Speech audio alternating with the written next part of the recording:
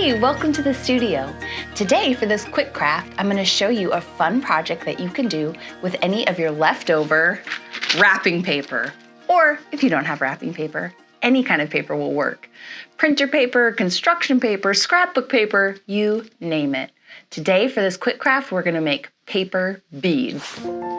I'm going to use this wrapping paper that Dax picked out at the store. It's Santa sharks eating donuts and gingerbread cookies and bringing presents and holding candy canes. Here's some examples of the paper beads that we're going to be making together today. And then I think we should make a necklace or a bracelet. Let's do it. This is super easy and super fun. My grandma used to do this with me when I was a little girl.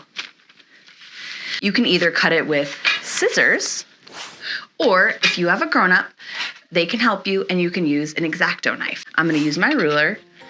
Be very careful because it's very sharp. And I'm gonna cut a long triangle out of the paper, just like that. If you don't have an EXACTO or a parent with you, use a scissors. That definitely works too. A long triangle. It doesn't need to be perfect. Awesome. Now you're gonna flip your triangles over so the colorful side is on the back. I'm gonna use these straws for this project.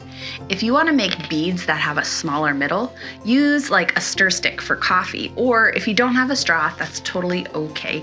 You can make them around a pencil and then slide them off. The straw just helps make it a little bit stronger and sometimes a little bit easier to string if you have little fingers. Okay, I'm gonna start with a little piece of tape. I'm gonna tape the very edge to my straw, just like that. Now that I have that attached, I'm gonna take some glue. And you don't need a ton, but you're just going to make small little dots of glue all along your triangle.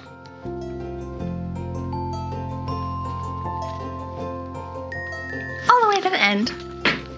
And then roll it up.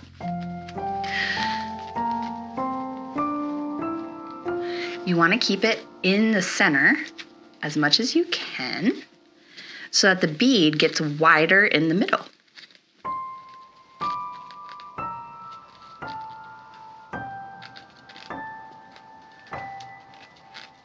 You can experiment with different shapes of paper, different lengths of paper, different widths of paper to get different shapes of beads.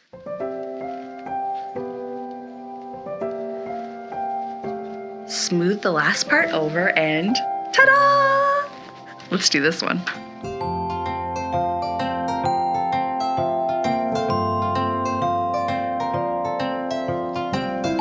Two beads. Now you might be saying, Kylee, that doesn't look like a bead. Don't worry, we're almost there. I like to add a little bit of glue to the outside of my beads too, just to make sure they hold together. So I put a little bit of glue and then I just smear it with my finger, just coating the whole outside. You can use Mod Podge for this part too. If you want, you can use a glossy Mod Podge and then that'll make your beads nice and shiny. Another way to do that is to use a varnish. This is a gloss varnish. So put on your glue, let that dry. If you want to add some shiny varnish or Mod Podge, let that dry.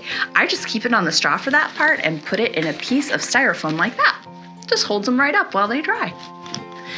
Then, once they're all dry, you're just going to take your scissors or have an adult help you and trim the straw. Ta-da!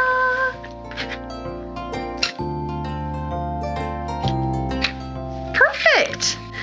I made these with different sizes and shapes of paper so that they all look a little different. It is so fun to experiment with this. Let's put this together into a bracelet. I'm gonna use this kind of string. You can use any kind of string you have. I'm gonna start by tying one bead onto the end to hold everything in place. Then I don't need to worry about it falling off. I tied that one on. And now I'm going to thread this string through all of my beads. Put it right through the hole and pull. Let's keep going.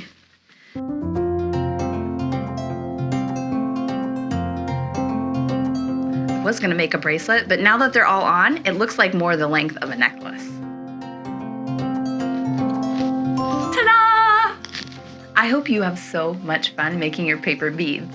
I hope that you wear them with style, or better yet, give them to somebody else as a present that you made just for them.